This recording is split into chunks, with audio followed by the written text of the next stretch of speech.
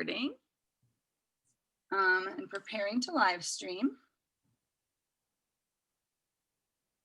This is my first official live stream of the conference. Yeah, it takes a few seconds to log. It says meeting is now streaming. Great. So yeah, in just a moment, we're going to be appearing in, we're session B, I believe. Your session C, Leah. You're all the session Cs. Oh, I'm always session Yeah, C. so you're broadcasting live right now. Oh, great. We're on. We're on. All right, welcome everyone. If would it be a good moment for me to put up the slide that says where to unmute the video, or do you think we should just get going? I think people have figured it out from the first two sessions, or you can if you want, but I think it's just them. They'll Okay. if they can't hear, we'll figure it out from there. Okay, sounds good. All right, I will pass it on to Daniel and Mike then. Welcome. Sagolis magwek, lola nias niyang gets, waganyan to niwagitulod, oniotiaga niwaguhunjod. Greetings, everyone. My Oneida name is Lola Nios. He makes good music, and my English name is Daniel Guzman King of the Turtle Clan and people of the Standing Stone.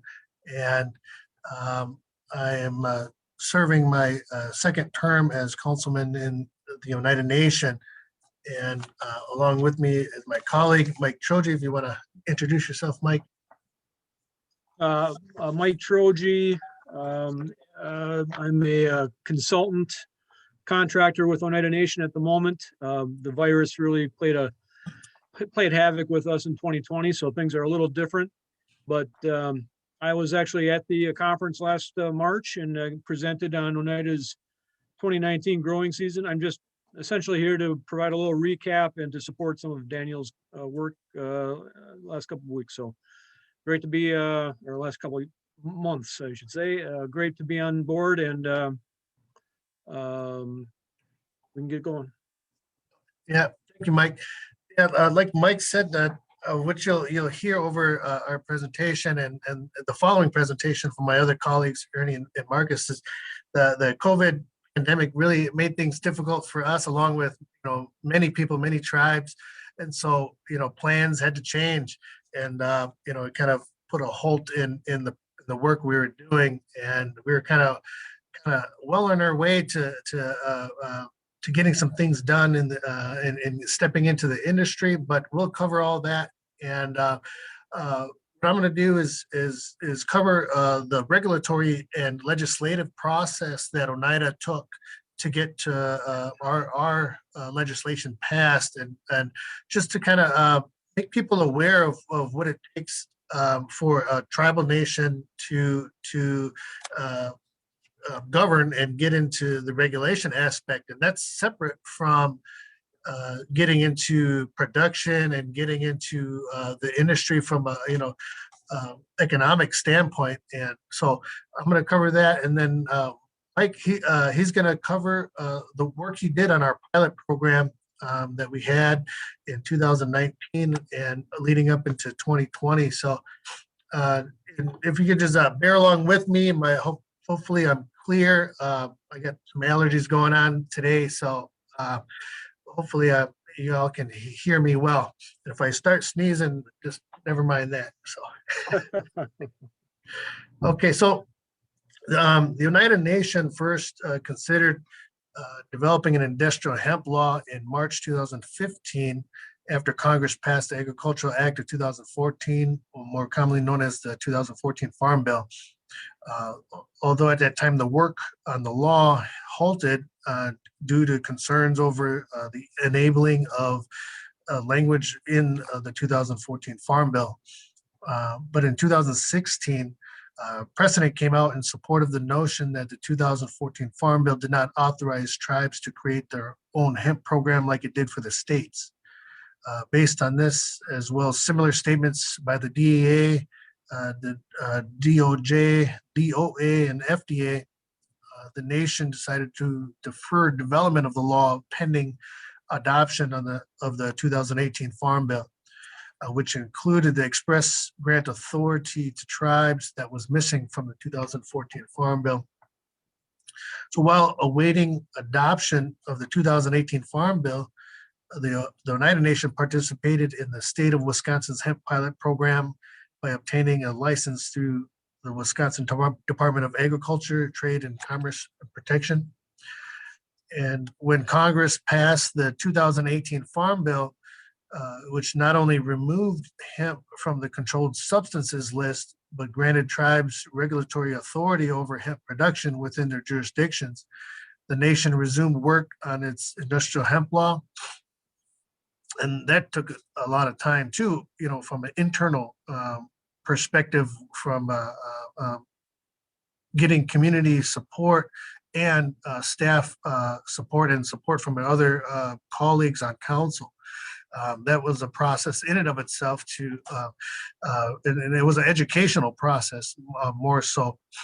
And so the Legislative Reference Office, which is our drafting attorneys within the nation, they collaborated with the representatives from the nation's Community and Economic Development Division, Environmental Health, Safety, Land and Agricultural Division, the Environmental Resource Board, and Community Development Planning Committee to develop processes and procedures that would comply with the minimum requirements of the 2018 Farm Bill and USDA rules enacted thereunder.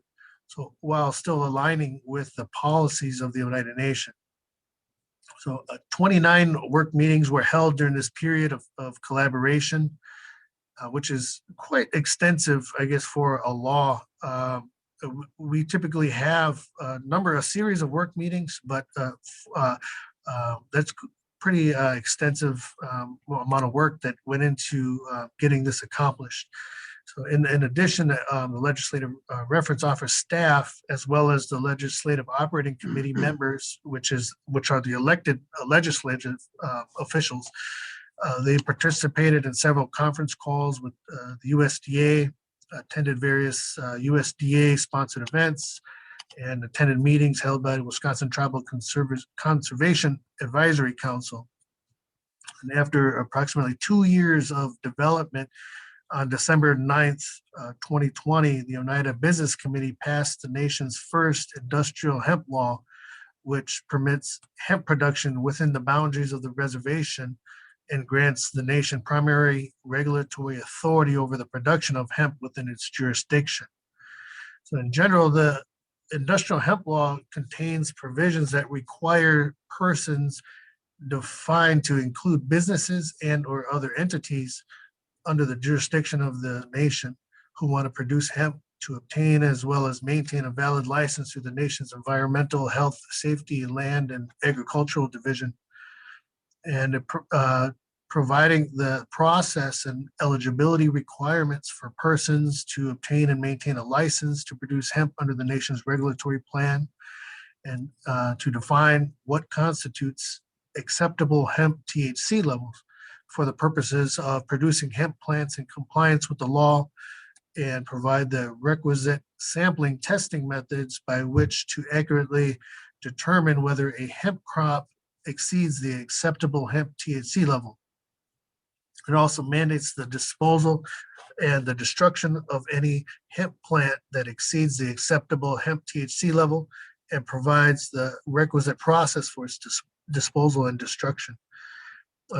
It also sets forth certain reporting and record-keeping requirements on the part of the licensee and the Environmental Health, Safety, Land, and Agricultural Division that will allow for the nation to track hemp production within the reservation and ensure compliance with the law. And it also provides enforcement mechanisms for the department to detect and respond to instances of non-compliance with the law that include due process protection for licensees. So in addition to the provisions mandated by the 2018 Farm Bill, the nation included provisions that would allow for flexibility to increase the acceptable hemp THC level and loosen the requirements for handling hot hemp when and if the USDA Congress allows for it. So it also allows the law that has been adopted by the nation. It actually won't be implemented until approved by the USDA. So when the United Nations is ready to actually implement and enforce the law, we have to submit that to the USDA, and it has to be approved by the USDA before we can actually enforce it. So it was passed by our legislature and the entire business committee, but it's not technically enforceable at this moment in time. Given that the certification must be submitted with the nation's plan, stating that the nation is ready to go live once approved by the USDA, the nation wanted to ensure its readiness, especially with the country being in the middle of a pandemic at the time, before submitting the law to the USDA for approval. To ensure its readiness, the nation included certain thresholds within the law's adopting resolution that must be met by the agency delegated the responsibility of administering and regulating the nation's industrial hemp program before the law may be sent to the USDA for approval.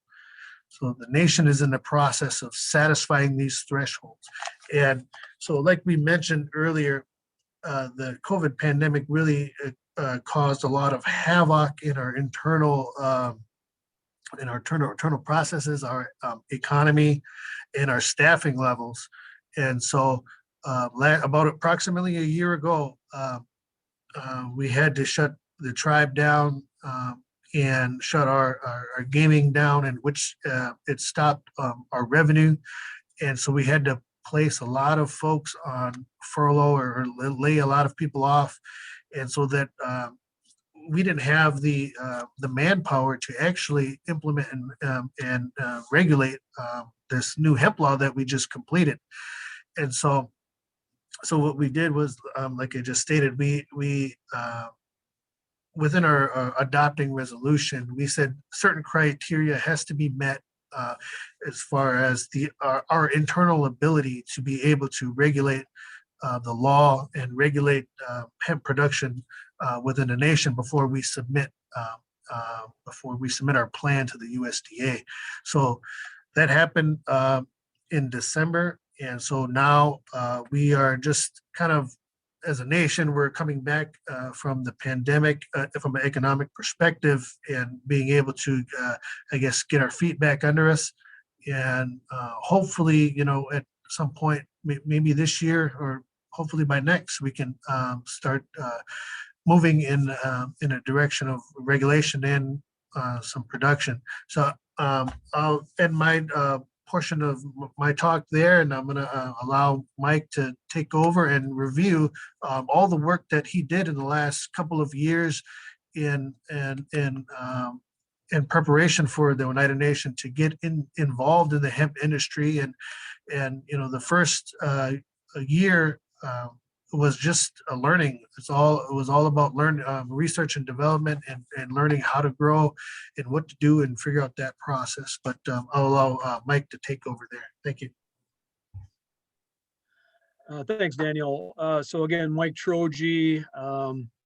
I was the project coordinator for the nation for from about 2017 to about early 2020.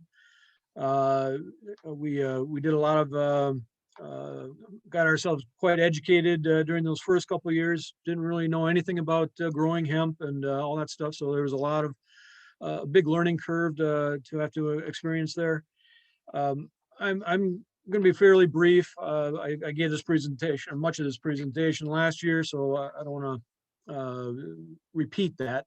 I think what we've done since then, since that 2019 season, I think we'll let Ernie and Marcus take over that portion of the presentation and talk about how things are moving forward. But I just wanted to recap some of that stuff. So yeah, 2017 approximately, that's when we started getting into it, reading up on it. 2018, we had prepped ourselves to start growing, but I think Daniel mentioned a number of legal issues that prevented us from really moving forward in 2018. We had the check in hand. We were ready to buy the seed, but there was just a little nervous twitch in some folks that we couldn't actually follow through. But we were able to go forward in 2019. And 2019, again, a learning experience. That was the true definition of a pilot project. We were successful in really trying to explore fiber, CBD, and grain. Basically the three main ingredients for a successful hemp program, and try to really get our feet wet and how this stuff works, how we have to raise it, and all that kind of stuff. And it was successful from a learning standpoint, not so successful from a production standpoint. Unfortunately, our CBD crop went hot.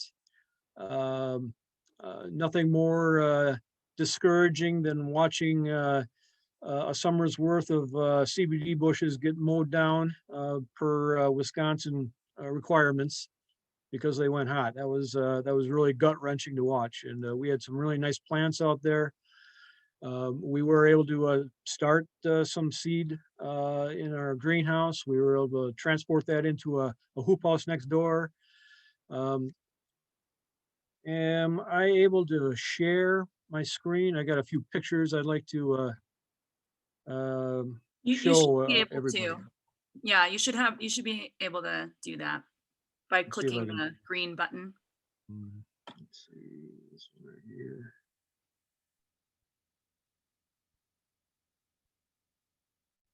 Can you read that? You see that? Yep, looks good. Okay, so this is the final report that we put together at the end of 2019.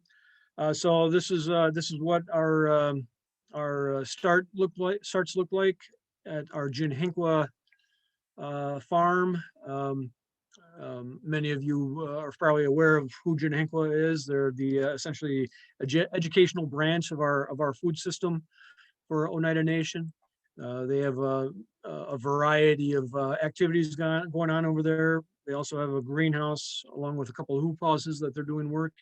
We were able to start in the greenhouse, transfer them into the hoop house.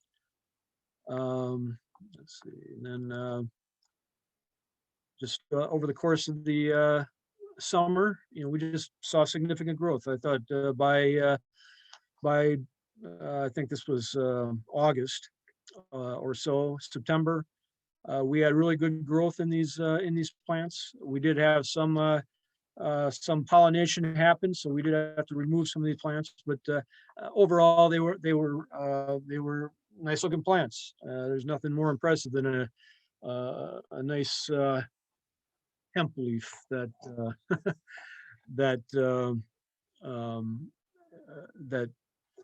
were a part of these plants, and just an impressive plant.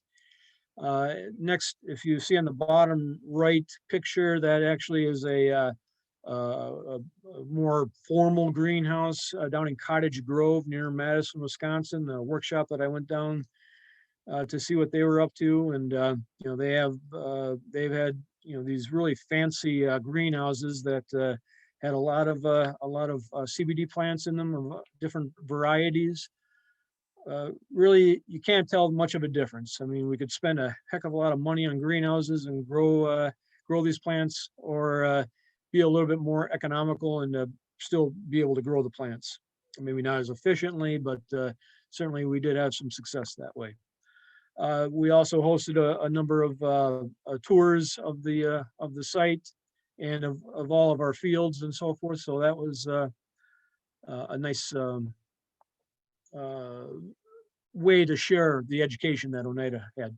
We went through the whole growing process, so we were able to start CBD plants. We were able to plant the seed in the ground and bring the seeds up in a uncontrolled conditions or out in the open. We have our own I forgot the helicopter thing that takes pictures from the sky. What are those things called? We Drone? were able to drones. Thank you. We were able to grab some shots from afar and kind of monitor over the summer. Our Junanqua farmhouse has a nice loft up in the second story of the barn. We were able to convert that into a drying room. So that was an informal, helped us understand the post harvesting requirements. Our grain and our fiber, our grain was less successful. Our fiber was pretty good, but we didn't get the kind of growth that you see out of some of these fiber fields.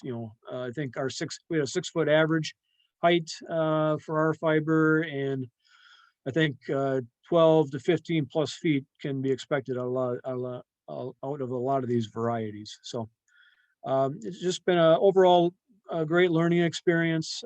We were prepping for 2020 in 2019. I was prepping for 2020 in 2019 and early 2020, but again, changes happened very abruptly, and so I had to step away from the project.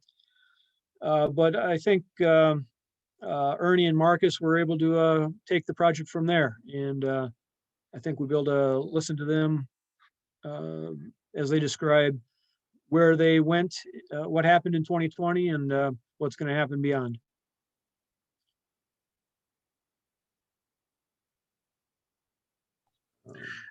I just want to give some recognition and props to Mike. He put a lot of work into the initial pilot project in 2019, and it was pretty cool to watch because myself, along with my colleague Ernie Stevens III, we were passionate about hemp and getting hemp in Oneida, and it took many years. There was other people that came before us that were very passionate about it. You might know some of them, Chaz Wheelock or Paul Ninham, and there's others that were promoting and advocating for industrial hemp for many, many years, long before we came along. And Mike, he really came from a standpoint of not really knowing anything about hemp or really interested in hemp. By the end of that 2019 season, he was all about it. He was he was sharing his CBD vape with us and everything. So it was he kind of became the kind of a somewhat of an expert, within getting his hands in the dirt and working with the plants, and it was pretty cool to watch. I know it was a lot of work that was involved with that, and those plants in the hoop house that we had on our Junanqua farm were amazing. They were beautiful. They were the stalks on there was very thick. I'm not sure, like it was over, probably made a couple inches thick. They looked like Christmas trees in there. So I just wanted to publicly thank Mike for all his hard work on that. So I guess we can take questions now, I guess.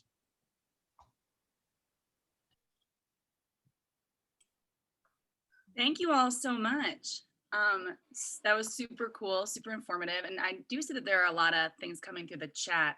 Bridget, do you have questions you wanted to bring forward from the chat? Yeah, so the conversation has been regarding tribal sovereignty. Muriel's been doing an excellent job in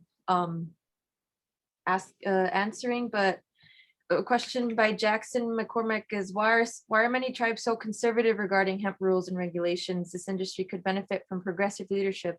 Hot hemp seems to be an area worth pushing. That's an excellent question. And it depends on the tribe itself and the current council members that are elected at that particular time.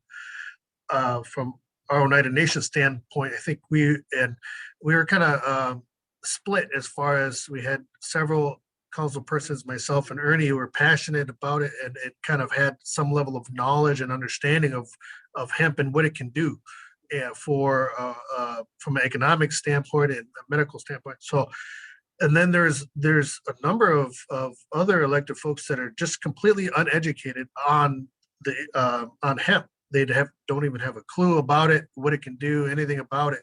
So, and then there's some that were totally against it because of their beliefs. They have misconceptions about the plant. So you're dealing with a varying levels of understanding. You're dealing with varying levels of belief about what this plant is and what it is not and what it can do. So that's a major portion of what took us, approximately 3 to 4 years of getting a hemp law passed in Oneida is just dealing with education, misconceptions, and beliefs. And that really, it just comes down to that. And so I'm guessing that other tribes have similar issues. And I think there's some tribes that are super progressive. Maybe there are some tribes that are have a greater understanding of the plant and what it can do. And if you have a greater understanding across the board, across all elected officials, things are going to happen much more swiftly and quickly. Also, then you're gonna like what I've seen it here, you're gonna have to deal with the staff that have to develop the legislation. You have to develop the plan, the agricultural plan, and you have to have everyone on board. So you have to have the entire council on board. You have to have all the staff on board, and then you got to have the community also on board. They have to be educated, and so the same issues that are of the levels of understanding that were at the council level are same in the community. There's people in the community that think it's the devil's lettuce. So it took several years of education and promotion to get support, and that's what it really comes down to. And then also there's a level of risk, legal risk that was at stake. And our neighbors next to us, my colleague Marcus Greeno can expound on it, but our neighbors to the west, the Menominee Nation, they before it was legal, they went ahead and exercised their sovereignty and grew some hemp, and then the feds came in and destroyed their crops, and so they took that risk and gambled with it, and then for some of our legal attorneys in our tribe, they didn't want to take that risk of having the feds come in with guns and destroy our crop. And so you have to gauge from a legal standpoint and from a governmental standpoint, you have to gauge your level of risk that you're willing to take in anything. Like, so the next hot topic is marijuana. In the state of Wisconsin, it's not legal yet, and it's not legal federally. But are we going to do it? How are we going to move forward? So we're having those conversations now, but we really have to determine what we're willing to risk to be able to do something that's not technically legal from either a state or the United States perspective, but from a tribal perspective, we have the sovereignty issue, and there's a lot of elements involved in getting legislation passed and getting some economic development going. So it's not as simple as it should be or could be, it's not as simple as it seems. A lot of moving parts and different factors. Yeah, if I could, real quickly, I'll just add also that I think there might be, there are other projects or programs that Oneida is involved with that we didn't want to risk jeopardizing because of whether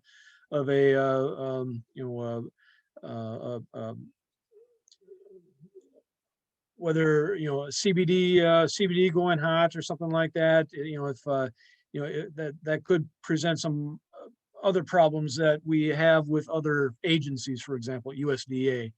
And jeopardize some of those projects as well. So I think there's a little bit of give and take.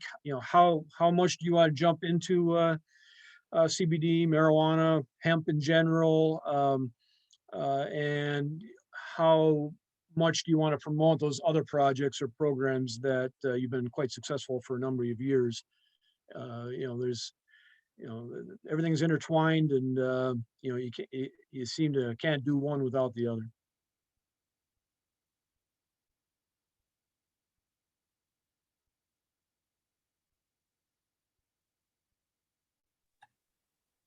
Any other questions? For those, real quickly, for those that are just getting started, you know, I would highly encourage putting some kind of a plan together for your organization. You know, we were able to put a matrix. You know, I know this is highly more technical than I think people really want to get involved with, but it's a great way to kind of compare, you know, the different varieties of the plant, the growing requirements, things like that. You know, really approach it. You know, certainly from a cultural standpoint, but I think from a grower standpoint and from a scientific standpoint as well. You really want to get the ins and outs of how this plant works and how to be successful with it. And I think there's a number of tools out there to help you do that. So. Yep, I would agree with that statement, and it's good. I think Mike did an excellent job for us in documenting the data and everything that was done, and we have, you know, some extensive reports that Mike put together, and it's valuable. It's valuable data, and that you know, however we move forward, that can be used, you know, for our benefit. So yeah, it's important, I think, to take that time to do the research, document everything, and then you can make better decisions, you know, as you move forward. And, you know, otherwise, you're gonna just continue to, you know, make the same mistakes. So, thank you.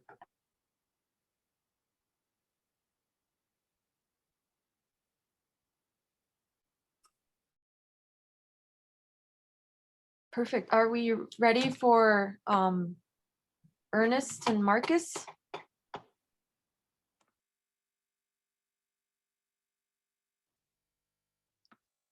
Thank you so much, Danielle and Mike. Thank you, Chigoli. Thank you. Appreciate the invite. We appreciate that you said yes. So we're here. We're on here. Let us know when you're ready for us, but or if you want us to jump to another spot. But thanks, Mike, and thanks, Daniel. Well done. So let us know how you want to. You're on. Go ahead. Go ahead. Thank you.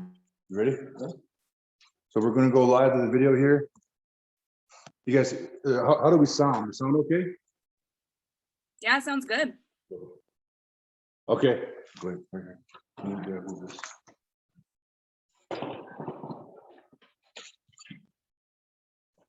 All right, you see us? Hello, see ya. Okay. It's like a rap video where we can go like this all the time. No, I'm kidding. Go this way. You're alive, you know. Well, you have to name it Loto, my name is Ernest Stevens III. My Oneida name is Dehota Buddy. It means he speaks as he comes this way.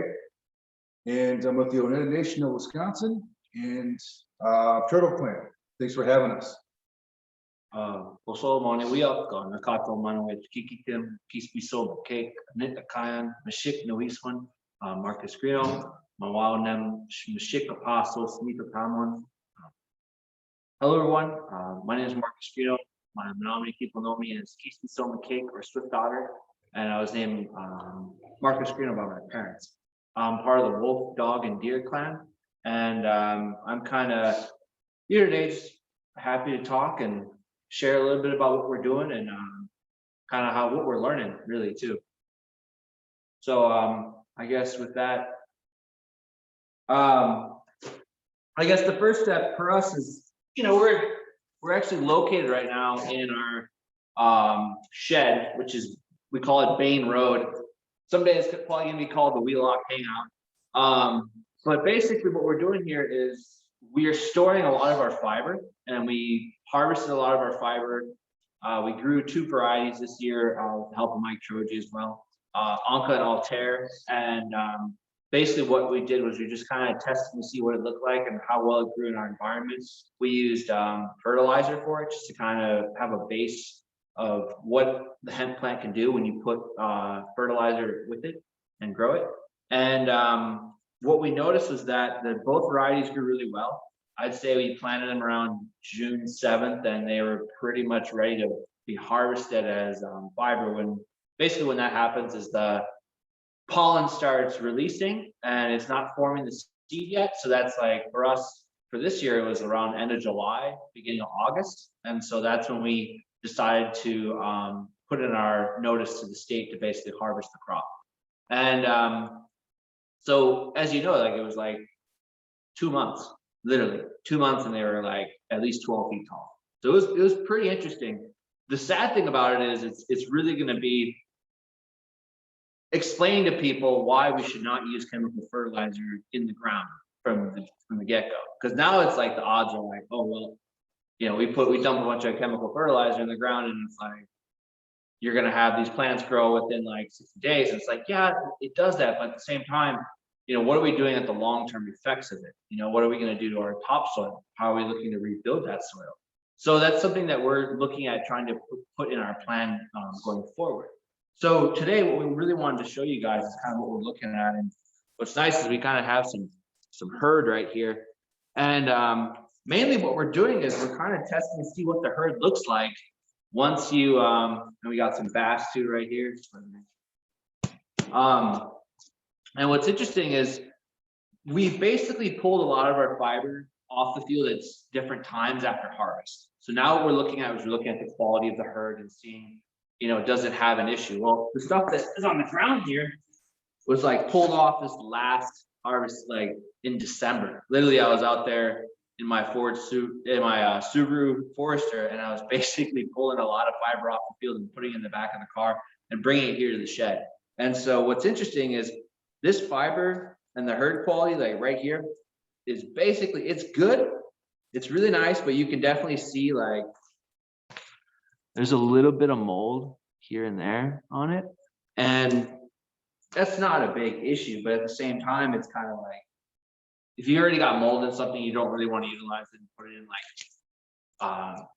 like a wall for insulating. You know, it's just how I look at it. Even though like hempcrete is mold resistant, I don't think anyone necessarily, when we look at it from a business sense, they're going to buy moldy herd. So that's just something that we're learning as we're going with this whole thing. And you know, we have a very interesting little tool that we're using. We're actually using a flax brake for the whole thing. And we actually found it on Etsy for like about $900. But it's pretty cool because pretty old school in the sense of like super revolutionary war status. But you kind of see it just breaks real quick. It breaks down. And what we're really doing is we're really wanting to document what it would take for someone who doesn't have equipment, who doesn't have infrastructure, who just wants to grow hemp and be a fiber farmer and be able to process it on site. What's really nice about these breaks is that Growing Warriors, Fiber Shed, and I think it was the Cliff Bar Foundation, they put out a report a while back of a how-to on how to build these. So you can do a tabletop one and you can find online. It's open source, it's available. And how I look at it is, prior to the Civil War, America had entrepreneurs like skyrocketing. And what was going on was that basically everybody didn't vertically integrate their companies. What they did was they worked with regional cooperatives, worker cooperatives, seamstresses. And that's what really fueled America at that time. So in my mind, and I look at a vision, is like having more entrepreneurs in the industry and not so much, you know, compartmentalizing everything, but more so working together on different things and working together to like fill orders. So like, let's say, you know, we have these big hemp companies or these big tribes with a lot of infrastructure, a lot of things to do things. They're trying to fill orders. Well, maybe they get like an order for like 50 tons. And then basically after that, they're like, well, we could only grow up to 45 tons. Well, where are we gonna get the other 5 tons? Well, let's go to like a smaller farmer and buy off of their herd. Because that's really what it comes down to, is we're all working together to rebuild this regenerative economy. And that's my little take on kind of where we're going and what we're doing right now is basically building the data and the information so folks can understand and like understand a baseline of where they're going to go when we get into this. And I'd like to turn this over to my colleague, Mr. Stevens. Yeah, that's great. Thanks, Marcus. So that's kind of a lot of what we've been doing during this, I guess, this year. But to go take a step back real quick, I don't want to repeat anything my colleagues Daniel or Mike talked about, but I want to acknowledge them as well. You know, Daniel on the committee, myself, and you know, we did a lot of work alongside other folks to advocate for this, and it took a lot of steps to kind of get to where we're at. It's going to take a lot more to get to where we want to go. So I want to acknowledge that work and thank Mike again for the work he did, and just kind of repeat the things Daniel was talking about. Because, you know, there's a lot of moving parts at the beginning, and it took a lot of cooperation and collaboration. So I appreciate all that being essentially managed by Michael, and then acknowledging other folks like Bill Vervoort, who've been very helpful and been a part of that team. Well, the Hemp team across the board, a lot of people to name on that Hemp team. And then of course, the farm, the Oneida farm, they came in big this year. And then, you know, I'll mention also Paul Minham and Chaz Wheelock, you know, was a big one for us. You know, I wouldn't be here if it wasn't for Chaz. You know, in the early years talking about hemp, I listened loud and clear and heard him. And that's why we came to the table on this, and was because of all that. So I wanted to mention him. So what kind of happened was the transition from what Mike and Dan talked about. You know, we set the legislation up. It'll be ready to go. We had our conversations with the USDA and all those folks to kind of make sure that our law was in conjunction to what they're going to be pursuing, but acknowledging our sovereignty, acknowledging that all the envelopes that we want to push, we're going to push them through Oneida Nation resolutions and with the business committee. So we still have a lot of work to do on that side. But as far as the work here, you know, our goal is to eventually create something outside of the nation, and to what Marcus was talking about, to develop cooperatives and work with other tribes to garner as much land base as we can. And it is multifaceted. You know, we want to do natural resource management. We want to improve and supplement existing agricultural practices, get rid of liquid manure, all those kinds of things. Because this preservation has had a lot of those kinds of farms, destroyed our watersheds, our Duck Creek, Silver Creek, all that farming destroyed that. And our environmental division spent decades rebuilding that system. They've done a wonderful job. So we're going to add to that by trying to utilize this crop to rebuild the soil and clean the soil. Because as we purchase new lands, the soil is almost always not the greatest, right? You know, one sec here.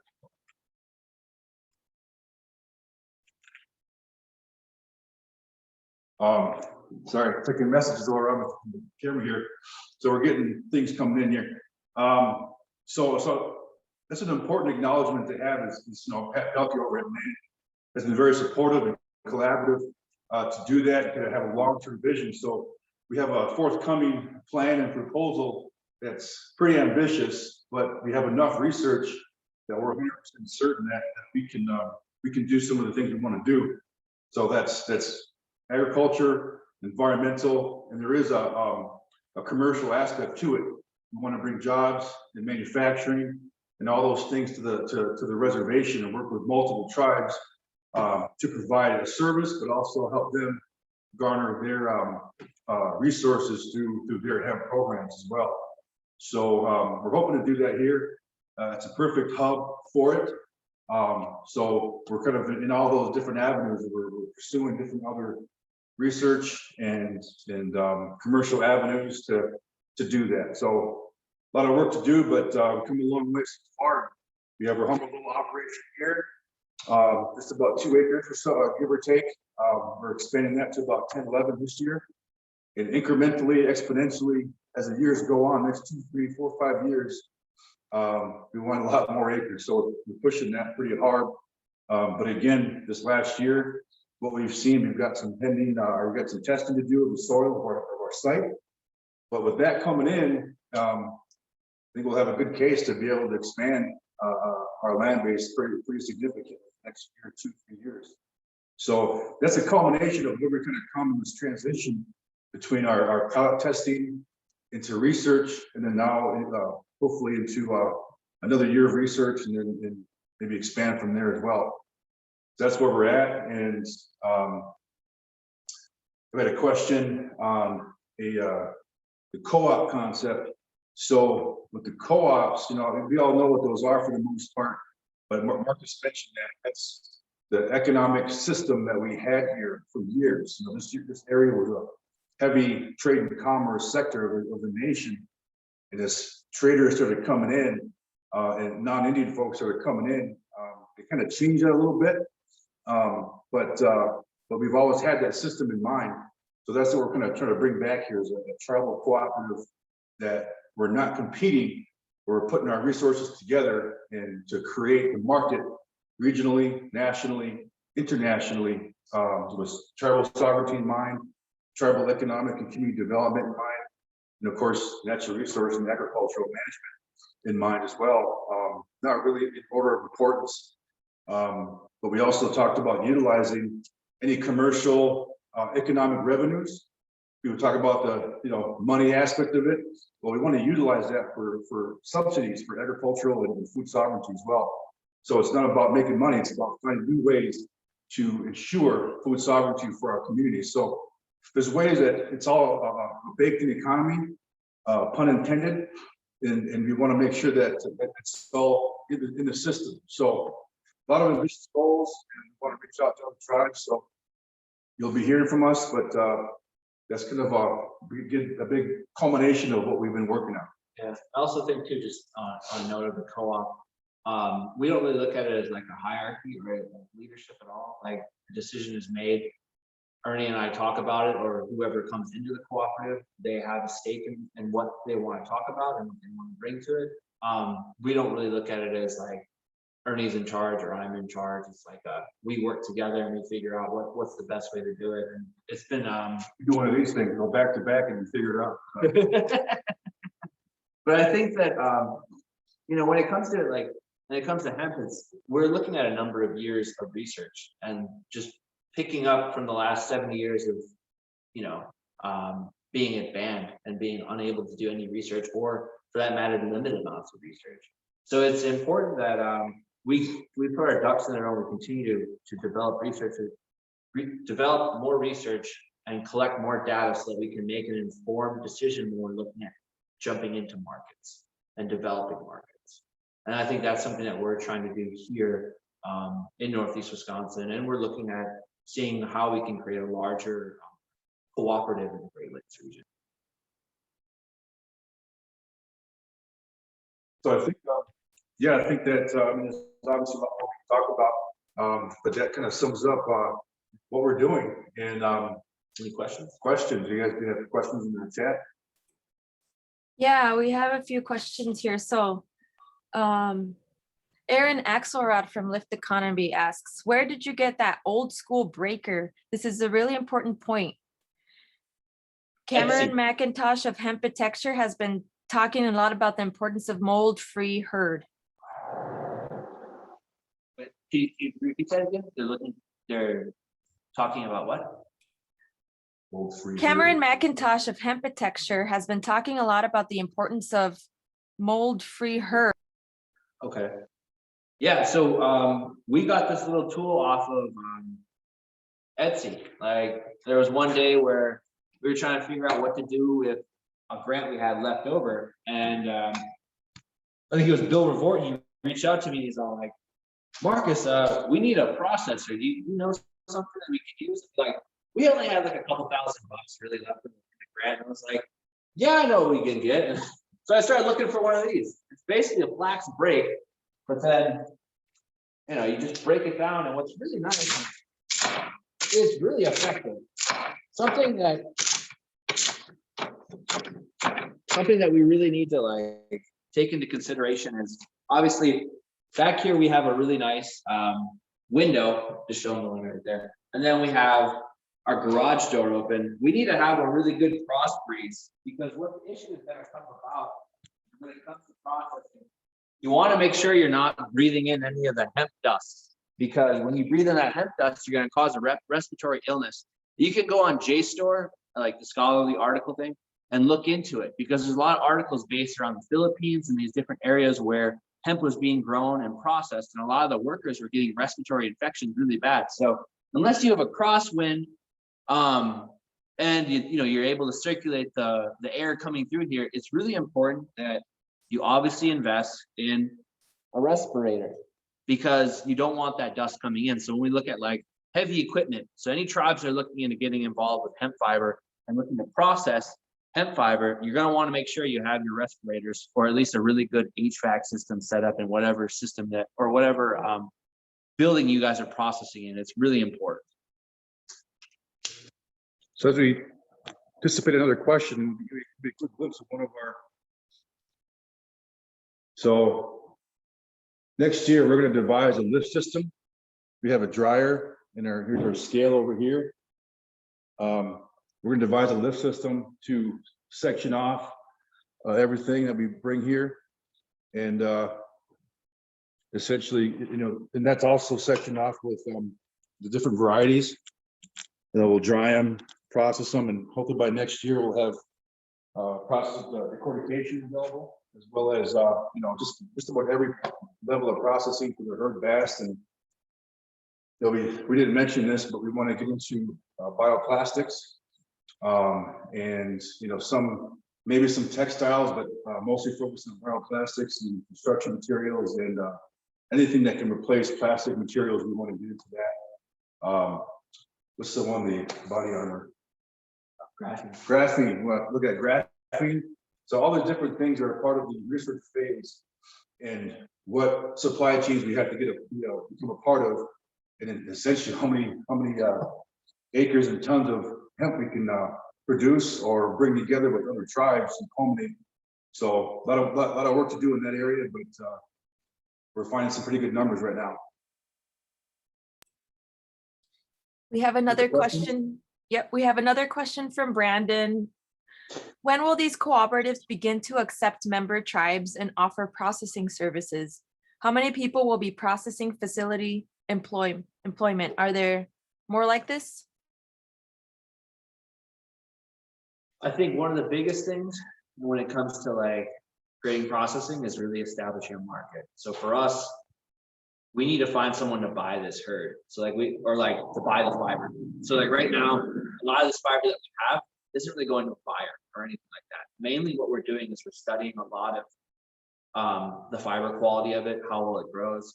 The one that we just showed you a second ago that was right next to the weight scale, that was the Altair. That was the Altair variety that was pulled off in December. So when I look at where we go and accepting member tribes, like if a tribe is interested and they want to talk and like figure out how to best set up their system and kind of help scale it over time, I think that we're more than open to talk. Like we're pretty much willing to accept anybody that wants to talk to us. And if you guys are nearby, come and hang out and process some fiber with us. Like you saw our setup. Like it's gonna take some time, but what's nice is it's nice out now. Like all month of February was just really cold here in Wisconsin, like -30s. So we weren't gonna come out here and just start processing it. But when I look at your question and where we're going with the industry, it's like once the markets start establishing, and once we start seeing that we can find a buyer, or we can go to a company. I think, what was it you were telling me before the pandemic hit? Like John Deere was looking to source from Indian country. And then once the pandemic hit, it was just basically like, we're just looking to survive. So, it's one of those things of deals come and go. Sometimes deals don't happen. But I think when we talk about scalability and we look at processing and looking at tribes doing processing and hiring people, like that's all a part of this process and what we're trying to understand. And I think that the more people that we have helping establish markets, the quicker we're going to be in getting the processing on larger scales. Yeah, there's a number of companies that are looking to get into different component manufacturing. And we're engaging with them now through other entities. So jobs, all that stuff is great too. But how do we source the hemp from tribes that organic, but also strong crop that can be used for all those, bioplastic materials, but then also trying to be green about it too, and not completely utilize, those aspects to build a market. We want to still, be very green about things. But a lot of ambitious plans. Again, we want to expand quite a bit, but right now our operation is be hand harvested this year. We were able to buy a sickle mower to harvest that. I think we started off by using the 5 and 7 iron to rake our rows of hemp rows bundles. Then we moved that to metal rakes. The rake was effective. The rake was effective. The 5 and 7 irons were pretty. I used those better than I used them on the horse, but they work too. But it was kind of like the old school way of farming. We learned through doing that to appreciate the crop. And the one thing we forgot to mention, I think is very important, is maybe you guys have already seen this, is a hemp. So when we harvested the first crop, we didn't have a seed process yet. We want to get into seed processing and management and develop an heirloom seed for this climate region.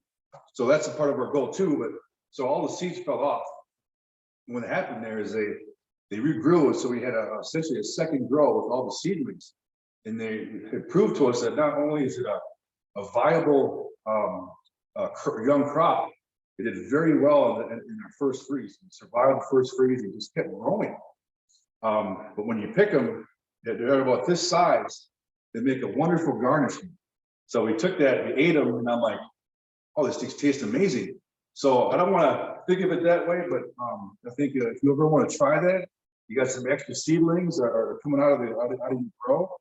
Throw them on your steak or your mashed potatoes and give it a try, because they're actually pretty delicious. And next year, when we have our seedlings come up, we're going to do a pilot test with our Duck Creek restaurant. So they're going to talk to the GM over there, Stephen Hemp. He's going to talk to the chef, and we're going to prepare a number of dishes, and we're going to use that garnishment to put on those dishes and have customers try it, see what they think. So a lot of different things for us. It was really interesting. So we sickle mowered everything. We let it ret in the field in the dew-retting process, and then when we started raking to get them in rows so that we could get them off the field, we just started seeing all these seedlings. So basically the hemp fiber protected the seedlings so they could grow and protect them from the frost and everything else. And then we had this crazy warm spell in November, and the plants just took off. It was really beautiful to see, to be honest. And kind of really, wow, that's kind of funny. We were just trying to get fiber, and we ended up getting a bunch of seedlings too. So there's a food for thought for people who are getting into the fiber market and they want to create multiple products. So food for thought, literally. That's another intended pun. Well, thank you guys so much for listening to us. We really appreciate it. Any more questions? We're probably near our end of our time. Yeah, so we'll have some space after our morning sessions. We have designated 30 minutes for extra Q&A session, questions. So we will transition to our next speaker, who is Ira Van Dever. Okay, cool. Thank you. Thanks all, that was great. And we will actually move to a different Zoom meeting for that. So we're gonna exit this Zoom meeting and start another one. So thanks, Bridget. Thanks, Daniel. Thanks, Mike. Thank you. Take care. Bye.